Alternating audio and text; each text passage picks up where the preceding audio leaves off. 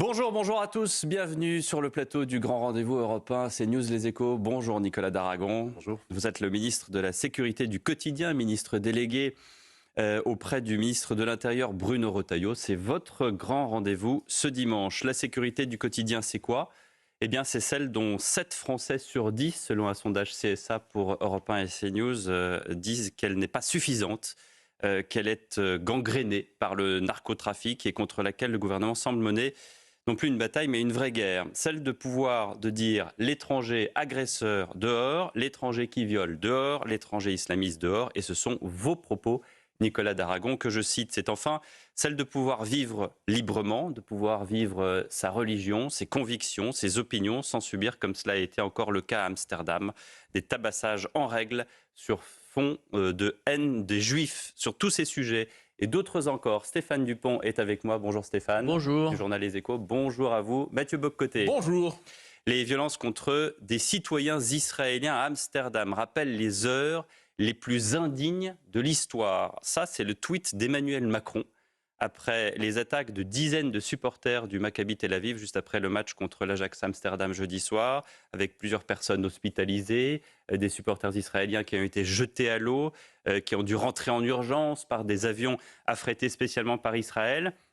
Un autre tweet, le voilà, il est signé de Marie Mesmer, qui est députée LFI d'Ille-et-Vilaine. Ces gens-là n'ont pas été lynchés parce qu'ils étaient juifs, mais bien parce qu'ils étaient racistes et qu'ils soutenaient un génocide. Votre commentaire là-dessus ?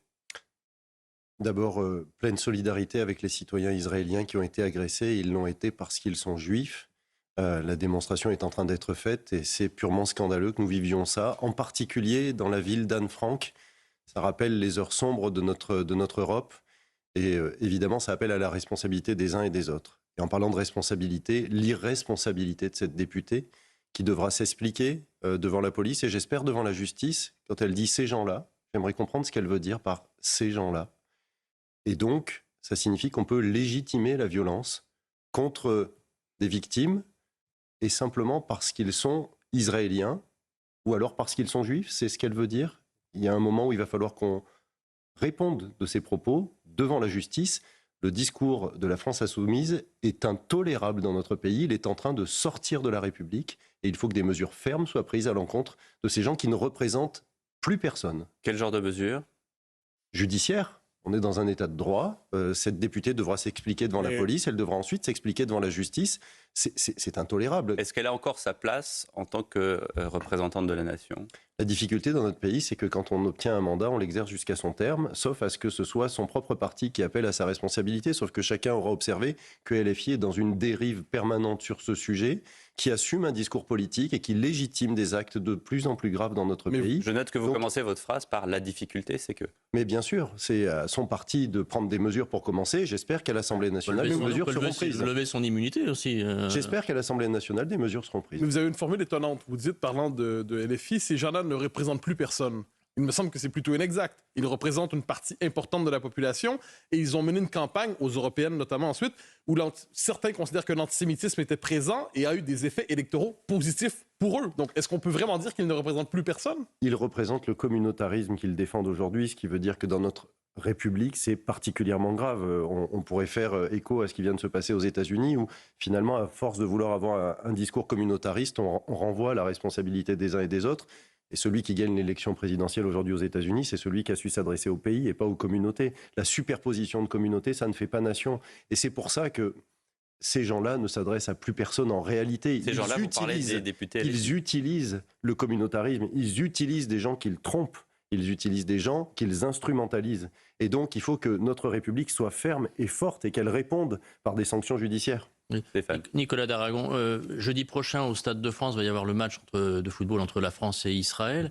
Est-ce que vous craignez que ce genre d'incident, d'agression, puisque c'est plus que des incidents, se produise à nouveau ? Est-ce que vous pouvez garantir que les gens qui vont se rendre au stade jeudi prochain seront en sécurité ? Sachant qu'ils sont déjà moins nombreux que prévu, d'ailleurs parce qu'on a capé à 30 000 je crois, et qu'ils seront aux alentours de 15 à 20 000 selon nos confrères de l'équipe. Le dispositif de sécurité va être celui qui est comparable à celui des Jeux Olympiques. Ça veut dire un dispositif renforcé. Il va être placé sous la responsabilité du préfet de police auquel nous faisons toute confiance. Et évidemment, La France va déployer les moyens nécessaires pour que cette compétition sportive puisse avoir lieu. Mais au-delà de ces commentaires que nous sommes en train de faire, je voudrais rappeler que... Parce qu'aux Pays-Bas, c'était très organisé, les agressions contre les supporters. Est-ce que vous ne craignez pas qu'en France, il y ait ce genre d'organisation? Il y avait un maillage. Si vous me questionnez sur l'organisation du match et la sécurité qui sera assurée par les services de l'État, c'est une mission qui est confiée au préfet de police, qui a une vraie expertise. On sort des Jeux Olympiques et il l'a démontré.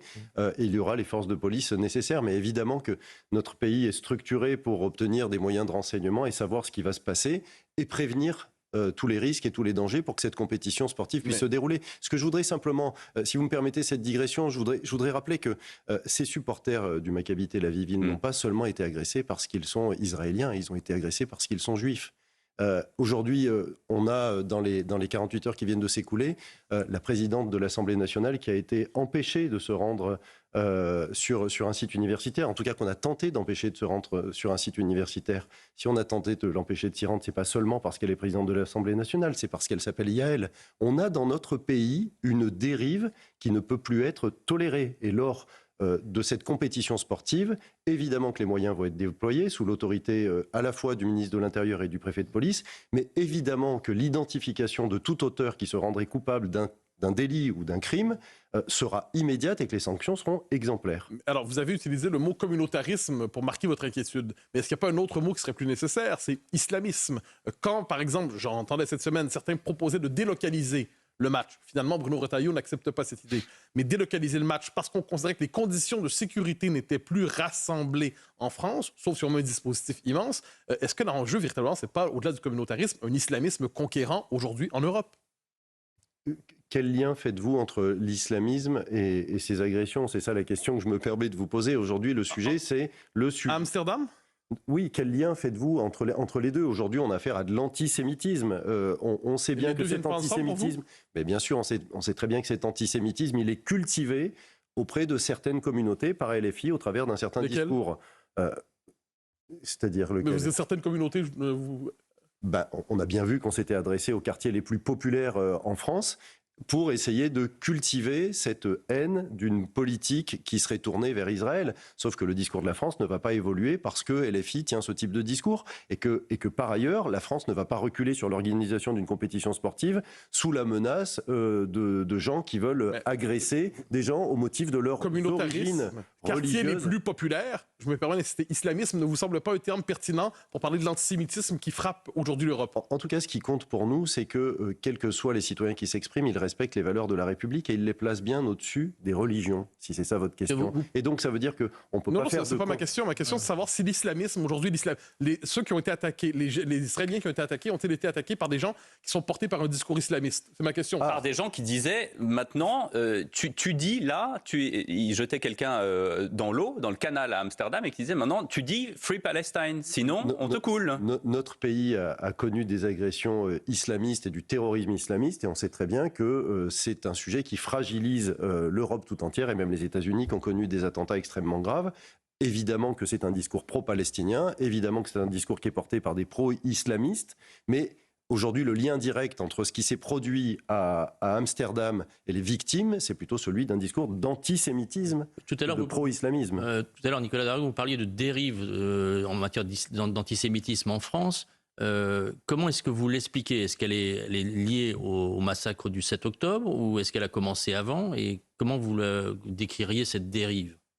La dérive, elle est fondée d'abord sur le fait qu'on a une partie de la classe politique dans notre pays qui ne reconnaît pas le Hamas comme organisation terroriste et qui finalement condamne du bout des lèvres le fait qu'il y ait eu des victimes d'actes terroristes islamistes qui se sont produits, perpétrés par le Hamas avec la contribution de l'Iran et d'un certain nombre de partenaires. Donc quand on parle c'est le discours politique, vous voulez dire. Mais le discours politique, il fonde ensuite finalement un discours assumé dans la population qui petit à petit est rampant. On sait que par exemple dans les moins de 35 ans, on a plus de 15% des gens qui pensent que la Shoah n'a pas eu lieu. À force d'avoir un discours qui n'est pas assumé, à force que dans les écoles on ne puisse pas enseigner la Shoah par exemple, à force qu'on ne puisse plus s'exprimer librement, à force qu'on ne puisse puissent plus vivre à visage découvert dans notre pays. Aujourd'hui, les Juifs ont peur. Et c'est de la même façon que certains viennent avec un tifo de 50 mètres sur 20 mètres et qu'ils arrivent à le déployer dans un stade lors d'un match de la Ligue des Champions. Il y a eu des interdictions qui ont été annoncées. Est-ce que ces interdictions vous semblent suffisantes? Est-ce qu'il ne faut pas aller plus loin? Il y a eu une rencontre entre le gouvernement, Othman Nasrou, le ministre des Sports, les dirigeants du PSG pour dire que ça n'était pas acceptable et que ça n'était pas. Mais est-ce que ça suffit de dire c'est pas bien ce que vous avez fait et on va interdire les banderoles? Non, vous savez, honnêtement, on est en train de travailler sur une billetterie nominative, sur le fait qu'il y aura des policiers en civil dans les tribunes, sur le fait qu'on doit contrôler ces grandes banderoles qui rentrent dans les stades, que les stades sont des lieux où on déploie du sport, une activité qui doit continuer de rassembler et qui n'est plus acceptable. Mais les dizaines de personnes qui ont déployé cette banderole, pourquoi elles ne sont pas jugées? Elles vont être sans doute repérées, je présume, grâce à la vidéoprotection. Il y a des procédures qui vont être engagées, à minima d'interdiction de stade. J'ai d'ailleurs repéré qu'il y a un certain nombre de supporters qui vont être interdits de stade à la suite de c'est la même tribune. Il y avait eu 15 jours avant des chants homophobes pendant de très longues minutes. Bien sûr, mais on a l'impression qu'il y a quand même une forme d'impunité ou d'une tolérance.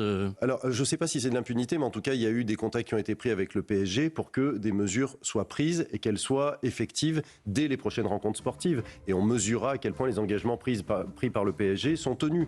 Évidemment qu'il y aura des sanctions, systématiquement. Vous avez dit il y a 6 jours à nos confrères du Dauphiné, nous avons pris l'habitude de protéger avec la complicité de certains, des individus indignes de la générosité des Français.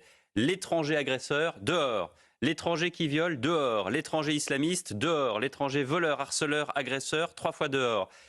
Et l'étranger antisémite, puisqu'on vient d'en parler, Nicolas Daragon. C'est combien de fois dehors? C'est un délit, c'est dehors, évidemment. Dès lors qu'il est condamné par la justice, il doit quitter le pays. Je n'ai pas une seule hésitation.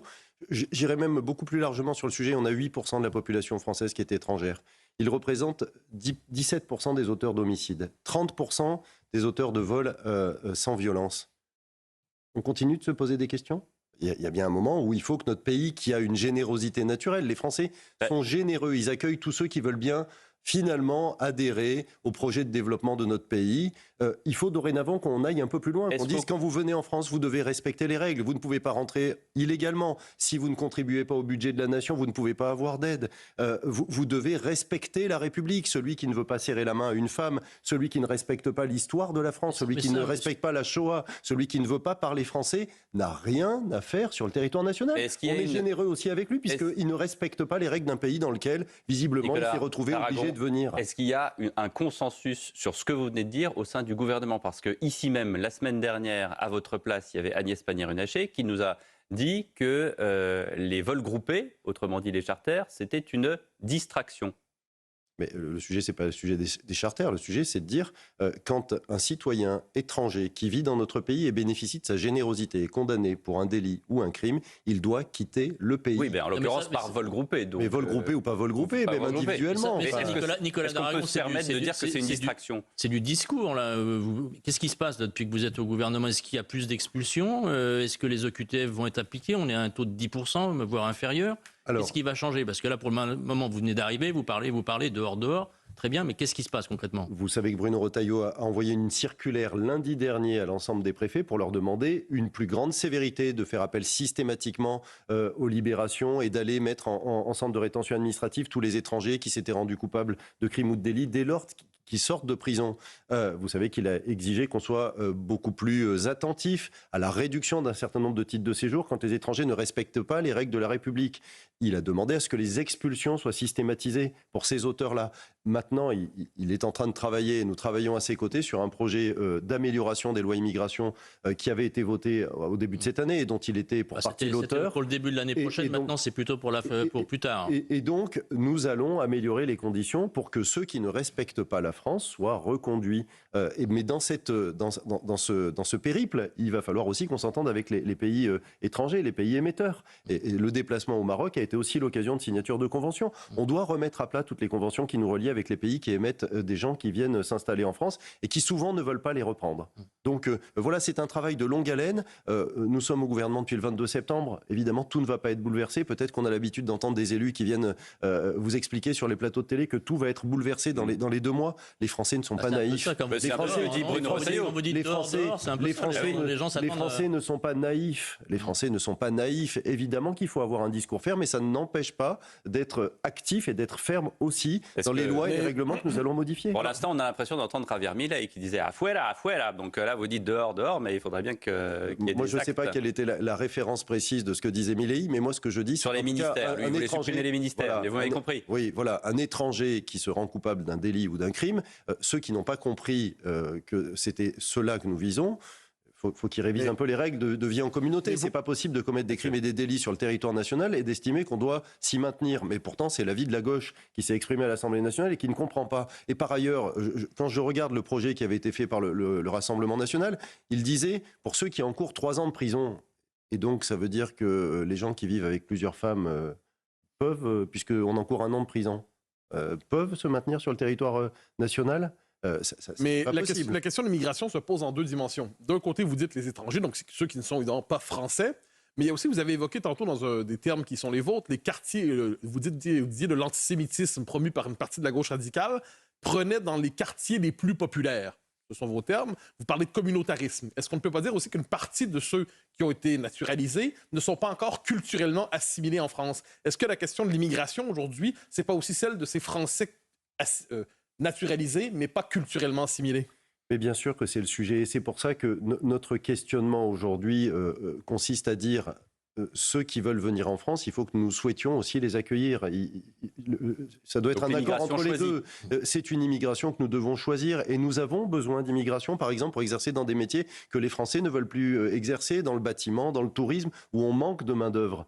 Mais on ne peut plus laisser nos frontières comme des passoires et donc on doit pouvoir continuer d'accueillir en fonction de ce que nous choisissons. Quand nous accueillons, nous devons pouvoir assimiler, mais pour assimiler, il faut une double volonté là encore. Donc, et aujourd'hui, nous n'avons pas été assez exigeants pour les personnes qui arrivent sur le territoire national. Je le redis, on doit respecter la culture, on doit respecter l'histoire, on doit respecter les institutions, on doit mettre au-dessus de la religion la République quand on vient en France. Ce sont des fondamentaux de l'installation dans notre pays. Donc, il faut de l'immigration pour certains métiers que les Français ne veulent pas occuper, mais certains vous répondraient peut-être, mais il faudrait peut-être tout simplement payer davantage ces métiers pour que les Français qui ne travaillent pas pour l'instant les occupent. Mais je crois que ces métiers ont revalorisé leur grille salariale dans le bâtiment. Ça n'est plus du même niveau qu'avant. Le sujet n'est pas seulement celui-là. Je pense que nos concitoyens se sont un peu plus orientés dans une société où le tertiaire a pris le dessus vers des métiers du tertiaire. Donc ça veut dire qu'il n'y a pas seulement qu'une question de rémunération. Mais c'est la même chose aussi. On a des réfugiés qui viennent en France. Quand on a accueilli les Ukrainiens, on ne va pas s'arrêter d'accueillir. Mais la question qui doit se poser systématiquement, c'est aussi la capacité de ceux que nous accueillons à être assimilés, à s'intégrer parfaitement dans notre République Quelle réponse française. donnez-vous à cette question? Mais avec la plus grande rigueur, ça doit être estimé. Parler la langue française, respecter la culture française, respecter l'histoire de France, connaître Mais pour l'instant, ça ne règles. fonctionne pas. Mais pour l'instant, ça ne fonctionne pas. Force est de le constater. On voit bien qu'on a une vraie difficulté d'assimilation. Et c'est parce qu'on a sans doute trop accueilli que nous accueillons mal. Mais le cap, c'est immigration choisie, comment dirais-je, avec fermeté, et du coup sans regroupement familial.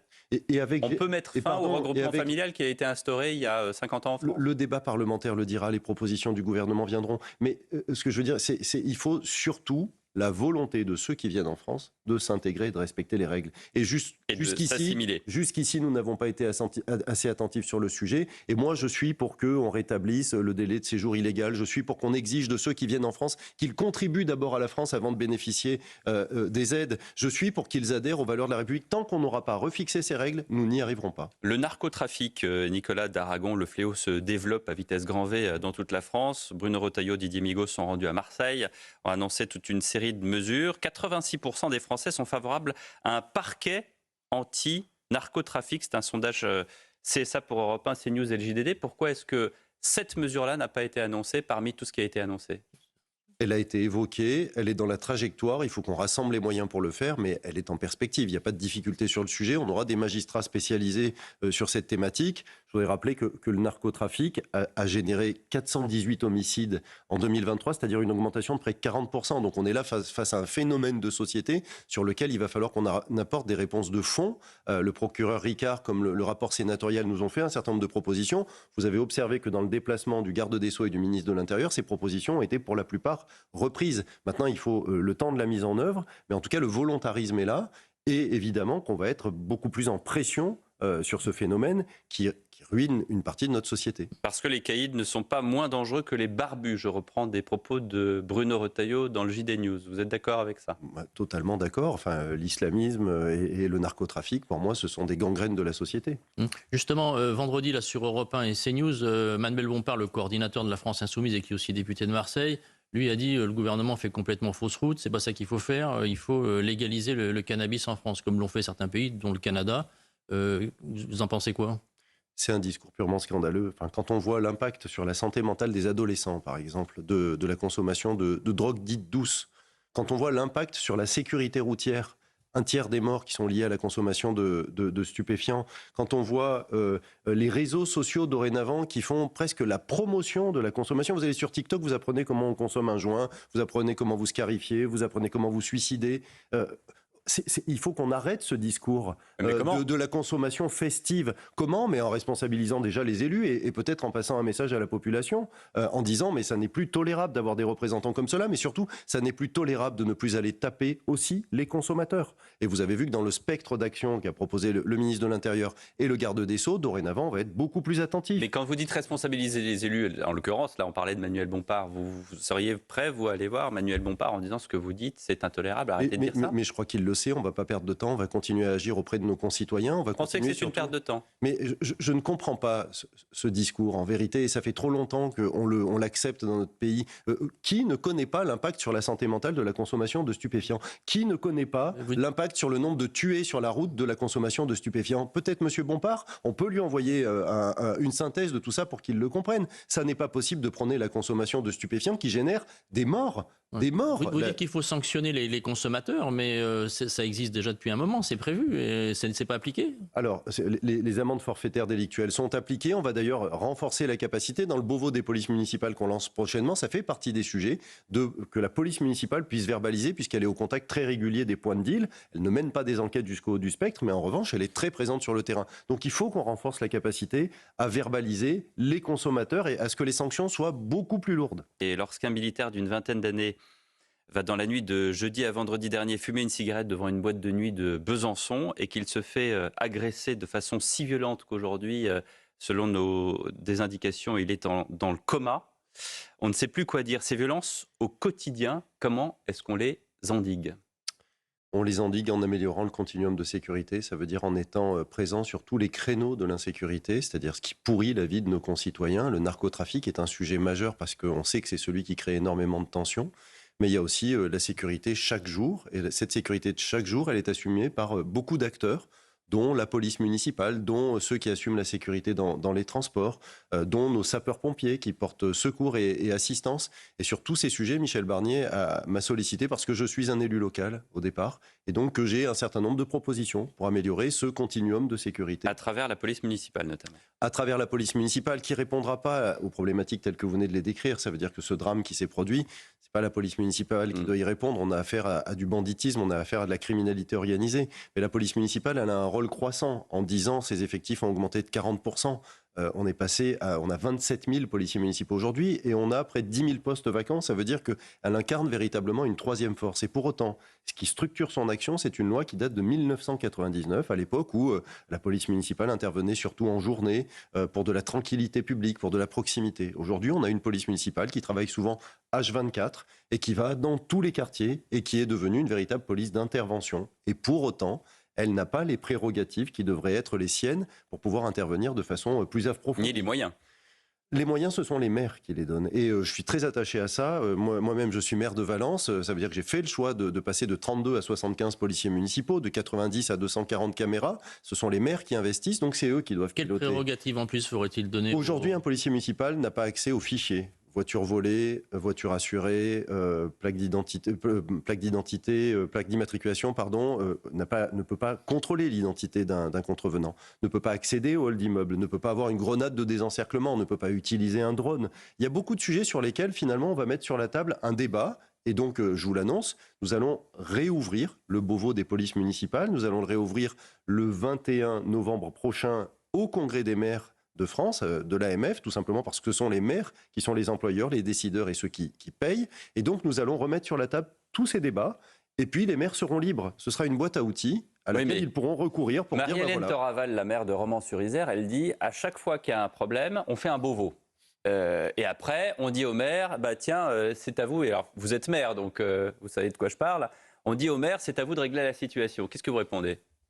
Maintenant que vous êtes ministre. Ce que je réponds à Marie-Hélène, qui est mon amie et qui est aussi la première vice-présidente de l'AGLO dont je suis le président, donc avec laquelle je travaille au quotidien, c'est que là, vous faites un Beauvau. Elle a été elle aussi très volontariste en créant une police municipale. Aujourd'hui, le sujet, c'est pas de dire on va vous transférer des choses, c'est de dire vous exercez des missions qui sont empêchées parce que vous n'avez pas les prérogatives nécessaires à l'exercice de ces missions. On va juste donner des capacités supplémentaires d'intervention. On va pas dire dorénavant c'est vous qui allez prendre les compétences de police judiciaire ou vous n'allez pas remplacer. Ça passe par la voie législative ou Alors, il y a des thématiques qui vont passer par la voie réglementaire sur lesquelles on va être très proactif dès la fin du Beauvau. On a encadré dans un temps court, ça veut dire 21 novembre, 31 mars. Et tout de suite à l'issue de cette période, tout ce qui est du ressort du réglementaire, nous allons évidemment prendre des actes. Et puis ensuite, nous proposerons une loi. Oui, mais je crois que c'est un temps court et pardon, ce sont les maires qui payent. Ça veut dire qu'on ne va pas décider à l'échelle du gouvernement, voilà, dorénavant les maires vont faire telle et telle action et donc ils vont payer pour ça. Non, pardon, c'est à eux de décider quels sont les choix qu'ils voudront faire. Et pour ça, il faut débattre. Mais est-ce qu'il n'y a pas un arrière-fond derrière ça? C'est-à-dire s'il faut une police municipale toujours plus nombreuse, toujours plus active, c'est parce que la société s'ensauvage toujours davantage. Bruno Retailleau disait cette semaine, je crois, que pour les jeunes les plus... violents, il n'était pas étranger à l'idée de les reciviliser dans des centres qui auraient une dimension militaire. Est-ce que pour vous, il y a une tâche de recivilisation qui est nécessaire dans la lutte contre l'insécurité? La lutte contre l'insécurité, c'est un continuum qui doit faire intervenir tous les acteurs. On sait que quand il y avait le service militaire, ça avait la vocation à créer une forme de mixité, ça égalisait un peu le niveau et ça permettait que chacun puisse s'insérer peut-être un peu mieux dans la société. Je crois que malheureusement, on n'a plus les moyens et qu'on a abandonné le service national maintenant il y a plus de 20 ans. Il y a sans doute des méthodes d'encadrement qui peuvent être remises au goût du jour. Elles doivent être imaginées. Il faut se questionner aussi sur les capacités que nous avons à le faire parce que nous avons certes renforcé les moyens de l'armée, mais elle fait face à des enjeux nouveaux. Donc le débat doit être mis sur la table. Moi, il faut peut-être écouter aussi la volonté des Français. 81% des Français sont favorables à cet encadrement militaire dans les centres de jeunes délinquants. Sondage CSA, CNews et JDD. Je partage ce sentiment. Ça veut dire qu'il y ait une discipline militaire dans les centres pour jeunes délinquants. Ça ne me pose pas de difficulté. Après, est-ce que c'est l'armée qui doit exercer ce genre de mission? Moi, je ne le crois pas. Je vous pose la question autrement. Pourquoi est-ce que ça ne serait pas l'armée? Parce que l'armée, elle a d'autres missions, c'est protéger la France. Parce que l'armée, vous voyez bien les enjeux stratégiques que nous vivons. Est-ce que c'est pas une forme de protection de la France, justement, d'arrêter la délinquance chez les jeunes? Elle défend les intérêts de la France, elle les défend à l'extérieur et elle défend la France en général. On a vu à quel point elle était efficace pour des missions d'apaisement sur Sentinelle, mais je crois que nos militaires ont besoin de s'entraîner pour aller sur des théâtres d'opération et que avoir un encadrement militaire, ça ne passe pas systématiquement par mobiliser des militaires, parce que ça n'est pas pareil. Mais moi, je crois que il suffit d'un dialogue. Ces jeunes militaires que l'on voit dans les rues de Sentinelle qui ont entre 18 et 24 ans, est-ce que justement en rencontrant d'autres jeunes en disant regarde, moi je fais ça, et qu'est-ce que tu en penses? Est-ce que ça n'est pas juste... Il suffit pas parfois juste d'une rencontre, comme on le dit souvent dans la vie? Bien sûr, mais alors ces dispositifs, ils existent. Il y a par exemple les classes de défense qui permettent aux militaires d'aller plus au contact des élèves, notamment des collèges et des lycées. On doit sans doute renforcer ce dialogue, mais simplement, moi, ce que je considère, c'est que l'armée, elle a un rôle qui est clairement identifié et qu'ensuite, elle peut contribuer à d'autres missions, mais ça n'est pas son métier principal. C'est pas la même chose quand un élève va dans une caserne au contact pour voir le travail des militaires et les militaires qui viennent au contact dans les classes où on voit bien l'attitude des jeunes qui voient arriver les militaires en uniforme en disant « Oh là là, Ce sont aussi les militaires qui se déplacent pour les classes de défense. Ce ne sont pas seulement les jeunes qui se déplacent, mais il y a un vrai sujet aussi de la présence de la police dans les établissements scolaires. À Valence, on recommence le contact entre la police municipale et un certain nombre de collèges, tout simplement pour avoir l'habitude de voir des uniformes, d'avoir de l'autorité. Nicolas d'Aragon, qu'est-ce que vous pensez du service national universel, qui devait être généralisé? Manifestement, c'est plus à l'ordre du jour. Est-ce qu'il faut le généraliser, le laisser comme il est, ou est-ce qu'il faut carrément le supprimer? C'est ce que disent certaines personnes dans votre famille politique. Je ne sais pas si le retour d'expérience est suffisant aujourd'hui. En tout cas, je pense que le SNU, aujourd'hui, ne produit pas les résultats escomptés sur le fait qu'on ait de la mixité. On retrouve un peu ces jeunes qu'on aurait vus s'engager de toute façon, qui constituent les effectifs du SNU. Ce sont des jeunes très volontaires, dont je veux saluer l'action, parce qu'on les voit très régulièrement sur le terrain. Mais je pense que le SNU, pour être efficace, va devoir s'ouvrir un peu plus. Donc, est-ce que c'est une nouvelle... Ou alors, il faut le transformer, sans doute. Mais là, on aura des propositions à faire, je pense. Mais alors, je suis frappé, cela dit, parce que dans le discours public, on dit toujours plus de places de prison. Elles sont nécessaires. Toujours plus de police municipale, vous en parlez. Toujours plus d'investissements en sécurité. Mais la norme dans une société, si je peux me permettre, c'est que la sécurité n'est pas assurée d'abord et avant tout par les forces de l'ordre, mais par une confiance réciproque entre les citoyens, c'est-à-dire les mœurs, la culture. On n'est pas censé se sentir en sécurité seulement si on voit un flic au coin de la rue, sans ça on se sent inquiet. Est-ce qu'il n'y a pas derrière ça une forme de bris de la fabrique sociale, un bris de l'intégration, un bris de l'assimilation qui explique la suite? On voit bien qu'aujourd'hui, on a 39% des vols, des vols avec armes qui sont accomplis par des jeunes délinquants. 39%. C'est un chiffre qui doit nous interpeller. Ça veut dire qu'on a raté le rendez-vous de l'éducation de cette jeunesse. Et quand je dis on l'a raté, je mets en première ligne les parents. Vous savez à quel point moi je suis attentif à ce sujet, puisque j'ai été attaqué à plusieurs reprises. J'avais pris une délibération pour supprimer les aides municipales aux parents de mineurs qui n'acceptent pas l'éducation qu'on leur donne.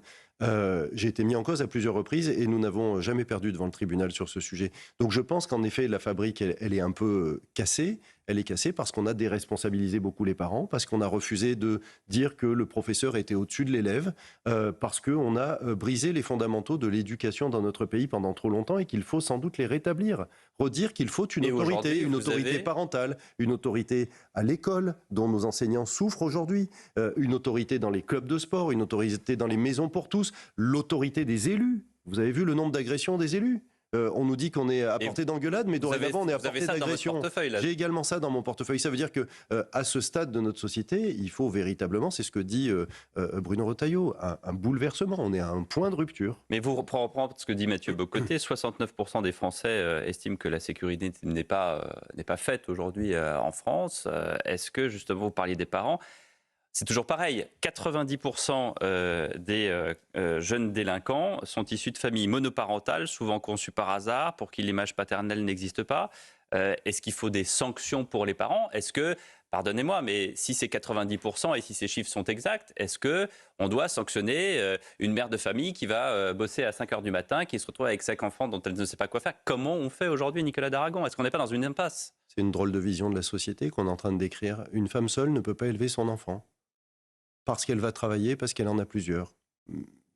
Qu'est-ce que c'est que cette vision de la société ? Pardon, il y a des femmes seules qui élèvent très très bien leurs enfants, et heureusement, et c'est quand même dans 95% des sanctions. Cas. Donc pardon, mais ceux qui n'assument pas l'éducation de leurs enfants doivent être sanctionnés. Mais bien entendu, en tout cas, la société doit être plus exigeante avec eux pour qu'ils réintègrent un parcours éducatif pour leurs enfants, et s'ils le refusent, s'ils refusent cet accompagnement, ces familles-là doivent être sanctionnées, bien entendu. Monétairement, financièrement ? Mais bien entendu, mais... On supprime les aides ? Il n'y a que ça qui fonctionne. Pardon, mais moi, c'est ce que j'ai fait sur les aides facultatives à la ville de Valence. Je peux vous dire que j'ai été approuvé par l'ensemble de mes concitoyens qui n'acceptent plus que leur quotidien soit perturbé par des familles qu'on aide au quotidien pour faire du sport, faire de la culture, pardon. Ça n'est plus possible. On ne peut pas être généreux et généreux. On doit être généreux et exigeant. En début de semaine, Michel Barnier vous a tous convoqués, ministres, pour un séminaire gouvernemental, réunion cohésion, comme on dit dans les entreprises. Ça a marché ? Vous êtes tous sur la même longueur d'onde ? On a tous une contribution différente, mais à la fin, il en sort un résultat. Différente. Mais bien sûr, mais ça vous a pas échappé. On a un socle. Ah non, ça nous a pas échappé. On a un socle, et donc ça veut dire qu'on apporte chacun des choses très différentes. Mais je vais vous dire, ce séminaire, il est... Diriez-vous contradictoire ? Vous savez, quand on n'est pas dans la politique nationale, ce qui est mon cas depuis des décennies, ça fait aussi du bien de voir ses collègues, de savoir ce qu'ils pensent, de confronter les idées et de voir comment on peut améliorer la situation de notre pays. Enfin, c'est bien du débat que vont naître les bonnes idées. Vous dites qu'il y a un socle, mais le socle, dire qu'il a l'air quand même très friable quand on voit ce qui se passe à l'Assemblée, des députés qui sont censés soutenir le gouvernement qui ne viennent pas ou qui votent contre le gouvernement. C'est assez étonnant, c'est inédit en tous les cas sous la Ve République. Écoutez, on sait que c'est une situation particulièrement compliquée. Nous avons la plus forte des majorités relatives possibles à l'Assemblée nationale. Oui, mais qui est rendue d'autant plus compliquée par l'absence de députés qui sont censés vous soutenir. Le grand rendez-vous aura lieu bientôt, justement, pour savoir si le budget est voté ou n'est pas voté. On aura l'occasion de mesurer qui s'inscrit dans la solidarité de ce socle qui a été construit après accord de l'ensemble des chefs de parti. Moi, je ne suis pas dans le commentaire ou la politique politicienne. Ce que j'observe, c'est qu'aujourd'hui, on a la responsabilité des affaires du pays et que notre pays est dans une situation difficile. Ça veut dire que si on n'assume pas l'engagement qu'on a pris au bout de 2 mois, alors dans ce cas-là, on ne tient pas compte des responsabilités qui sont les siennes. Et donc, chacun va être appelé à exercer ses responsabilités. On sera tous observateurs de ce point de vue, les Français en particulier. Diriez-vous que nous sommes moins dans un gouvernement de cohabitation que dans une cohabitation dans le gouvernement? Non, on est dans un socle commun, on est dans une majorité... Le socle commun, par exemple, entre M. Migaud et M. Retailleau? Vous l'avez vu à Marseille, il fonctionne parfaitement. On a longtemps dit qu'ils étaient opposés sur plein d'idées. Finalement, tout est ressorti avec 2 voix parfaitement concordantes, arbitrées par le Premier ministre, comme dans tout gouvernement. Mais il n'y a pas de sujet. Puis vous savez, moi, je suis toujours très perturbé par ces commentaires sur les commentaires ou ces commentaires sur les commentateurs. Est-ce que c'est le sujet? Nos concitoyens souffrent. On a parlé de sujets extrêmement importants sur l'insécurité. On est en train de parler d'une situation économique qui est en train de se tendre. On a une situation financière qui est extrêmement difficile. On a besoin d'une équipe solide. C'est comme une équipe de rugby ou une équipe de foot. C'est l'équipe la plus solide qui était possible d'avoir compte tenu de la période. Nos concitoyens ont voté, on tient compte de ce suffrage et de ceux qui ont bien voulu se rassembler. Aujourd'hui, la solidarité avec le gouvernement, elle est rendue nécessaire par la situation que nous vivons, pas par les petits jeux politiciens qui doivent amener les uns ou les autres à des ambitions ou je ne sais. Donc, et est-ce que vous diriez aujourd'hui que la France est solide, la France dans l'Europe, la France dans le monde? On a eu l'élection de Donald Trump qui est assez inédite parce que d'abord c'est un comeback. Ce qui arrive très très rarement, ça s'est produit je crois une fois dans l'histoire américaine et les conditions n'étaient pas exactement les mêmes. C'est un raz-de-marée électoral, c'est un vote populaire aussi qu'il a raflé, Donald Trump. Quelle est aujourd'hui la position de la France par rapport aux grands États-Unis d'Amérique de Donald Trump? D'abord, c'est une position qui reste extrêmement forte au sein de l'Europe.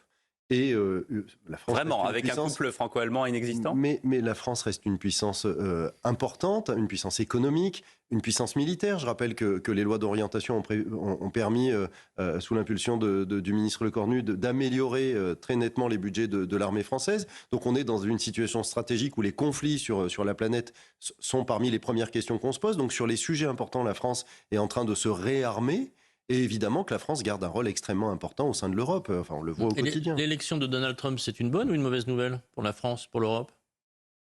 C'est une bonne nouvelle pour la démocratie américaine puisque les Américains l'ont choisi. Donc ça veut dire que moi, je n'ai pas de commentaire à faire sur un peuple souverain qui décide d'élire un président. En revanche, ça porte un certain nombre de messages. D'abord, le premier des messages, c'est que nous allons travailler avec le président Trump, forcément. D'abord, nous l'avons déjà fait de 2016 à 2020, et les États-Unis d'Amérique sont parmi les alliés historiques les plus proches de la France et de l'Europe, quoi qu'on en dise, même si la situation tend parfois à se complexifier.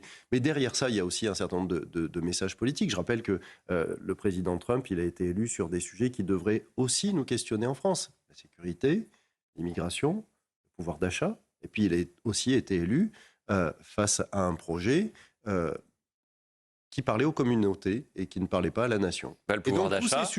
Tous ces sujets-là devraient nous questionner en France. Donc moi, je respecte le vote démocratique des Américains. 2, je suis convaincu que nous allons continuer à avoir un de nos meilleurs alliés en les États-Unis. Et 3, j'invite en France au débat. Si vous me permettez, c'est un allié militaire, c'est un allié diplomatique, c'est pas forcément un allié économique, eu égard aux différentes histoires qu'il y a eu déjà par le passé. Quand M. Trump était président des États-Unis, M. Macron aussi était président français, et qu'il y a eu quand même quelques petites histoires de droits de douane. Bien sûr, nous verrons bien, mais vous savez que c'est une relation, c'est gagnant-gagnant. Alors évidemment, dans une position, si on compare la France aux États-Unis, évidemment que les États-Unis sont plus puissants, mais on est aussi un continent européen soudé avec un certain nombre d'acteurs.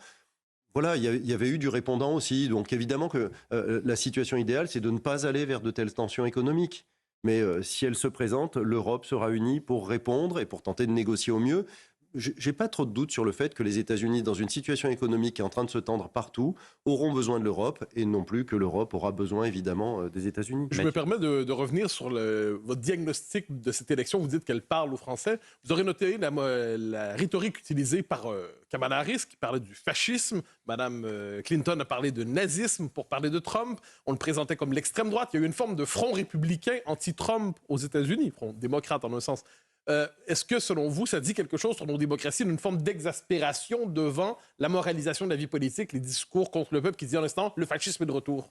Mais bien sûr, le peuple doit être entendu, doit être écouté. Vous savez, moi, quand j'ai tenu ce discours à l'Assemblée nationale où j'ai dit l'étranger qui viole dehors, l'étranger islamiste dehors, l'étranger criminel dehors, j'ai eu toute la gauche qui m'a expliqué que je parlais des étrangers.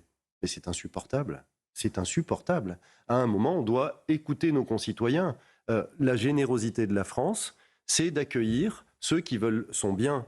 Et la générosité de la France, c'est d'aider ceux qui ne s'intègrent pas dans notre pays à rentrer chez eux. Et donc, sur ce sujet, comme sur tant d'autres, nous avons près de 75% des Français qui disent la même chose. Et pourtant, on a une classe politique qui nie tout ça. On a une classe politique qui fait du wokisme à longueur d'année. On a une classe politique où il faudrait que les femmes s'adressent aux femmes, que les musulmans s'adressent aux musulmans, que les juifs s'adressent aux juifs, que les chrétiens s'adressent aux chrétiens, qu'il faille être d'origine africaine pour parler aux Africains. C'est devenu insupportable. Et donc, cette moralisation permanente, ce discours wokiste, il doit absolument reculer. C'est un impératif. Et finalement, le message de cette élection présidentielle, c'est que nos concitoyens ne sont pas naïfs. Ils veulent faire nation. Et ils ne veulent pas faire nation en agrégeant des communautés les unes sur les autres et qui sont incompatibles. Ils veulent qu'il y ait un discours un et unique pour le bien de notre pays. Et il n'y a que la fermeté qui marche, parce que pour l'instant, il y a deux solutions. La première qui vient à l'esprit, c'est l'école. Alors très bien, on peut agir à l'école en amont.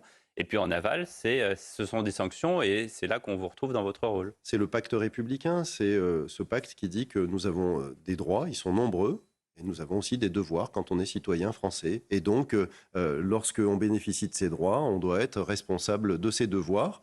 Et l'État doit être au rendez-vous régulièrement pour rappeler les règles. Mais c'est ce que disait Mathieu tout à l'heure, c'est-à-dire qu'on ne peut pas non plus vivre en société en se disant « Ouh là là, je vis en société parce que il y a un flic à chaque coin de rue. » Nos amis polonais, bulgares, est-allemands ont vécu ça avec les polices secrètes, avec des types en imperméable qui étaient coincés. Monsieur de Villeneuve est sorti de chez lui à telle heure, machin. Et ça, on peut pas non plus vivre de cette façon-là. Ou alors, est-ce une parenthèse pour ensuite revenir vers une meilleure vie en société ? On est dans une société qui se tend, vous en avez fait vous-même le constat, et sans doute qu'il faut beaucoup plus d'énergie pour rétablir les règles. Et aussi prendre un certain nombre de mesures. Vous savez, moi, dans le discours de politique générale de Michel Barnier, j'étais très heureux d'entendre le sujet des courtes peines. Aujourd'hui, la sanction, elle est longue à venir et elle est rarement appliquée quand il s'agit de moins d'une année de prison. Et donc, c'est une vraie difficulté. Il n'y a plus de place en prison aussi. Je pense que... Oui, c'est aussi un sujet qui doit nous occuper, même si on dit tout le temps que la justice n'est pas assez sévère, mais nos prisons sont pleines. Donc, tout ça, c'est évidemment, tout ça est très lié. Il faut sans doute créer des places de prison. Il faut contribuer à l'éducation de nos concitoyens, être extrêmement exigeant avec eux, mais il faut aussi que quand les sanctions tombent, elles tombent vite, qu'elles soient exemplaires et qu'elles soient appliquées. Donc, évidemment qu'on est dans une société qui a besoin d'autorité, c'est ce qu'expriment l'ensemble de nos concitoyens, d'ailleurs. Mathieu Bocoté. Alors, on dit souvent qu'il y a une majorité de Français très nettement, vous l'avez dit, autour de ces idées d'autorité, défense, en fait, une forme de Big Bang de l'autorité en France. Mais cette majorité, elle s'exprime en plusieurs partis. Il y a évidemment les Républicains, il y a une partie assurément du centre, il y a aussi le Rassemblement national. Est-ce que finalement, le Front républicain qu'on a connu il y a quelques mois n'empêche pas cette majorité qui existe d'idées de prendre forme politiquement aujourd'hui ? Moi, je n'ai pas milité pour le Front républicain. Je ne militerai jamais. J'estime que mes concitoyens sont assez grands pour décider pour qui ils votent. Et ils se sont exprimés librement. Nous ne partageons pas les mêmes valeurs. On partage le même diagnostic, on partage un certain nombre d'idées sur ce qu'il faut faire pour améliorer notre société, mais on ne partage pas la totalité des mêmes valeurs. valeurs avec qui ? Avec le Rassemblement national ? Mais avec l'ensemble des autres partis politiques, puisque je suis membre des Républicains, mais pour autant, ça ne nous a pas empêché de faire un socle commun, parce qu'on s'est dit, il y a un programme minimal à appliquer en ce moment pour la France, dans cette situation institutionnelle compliquée, et surtout dans la situation que traverse notre pays. Vous allez lire le livre de Jordan Bardella ? On verra si l'occasion se présente, mais là, en ce moment, Pas une pour tout réponse, vous dire... oui ou non. Vous les lisez ou lisez pas. Pour tout vous dire, dans cette période où j'exerce des fonctions au gouvernement, je pense que je vais continuer de lire surtout des dossiers sur la sécurité et tenter de l'améliorer pour nos concitoyens. Merci beaucoup Nicolas Daragon, ministre de la Sécurité du quotidien, ministre délégué auprès du ministre de l'Intérieur Bruno Retailleau, d'avoir été avec nous ce dimanche. Très très bonne journée sur nos 2 ans.